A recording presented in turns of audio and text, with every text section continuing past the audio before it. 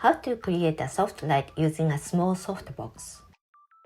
When photographing a woman, it's nice to get as soft a light as you can. In this video, I will show you how to easily achieve a soft light using a small softbox. Today, we will attach a Comet B360 flash to a Speedbox 70 softbox. First, we will have our subject stand in front of a white background. In this way, we can create shadows on the background, and it will be easy to tell the light quality.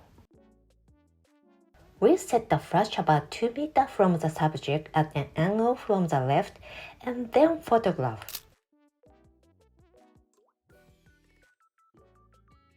The subject's shadow is very clear on the background. Even though we use the shadow box at the 2 meter distance, it's easy to tell that light is hard. If you want to take a cool photo, then this will be fine.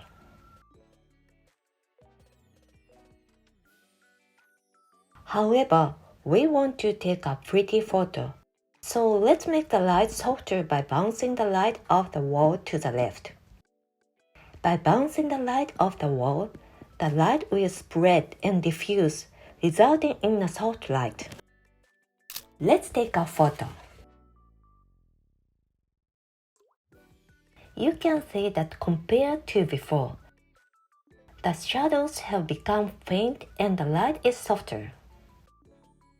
When shooting with this type of lighting, the light becomes bigger and further away from the subject.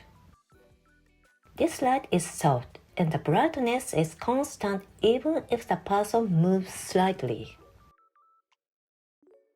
One thing to note is that the color of the wall can affect the outcome. Make sure to adjust the color temperature on the flash somewhat when necessary. Everyone, please try out this technique for making beautiful soft light.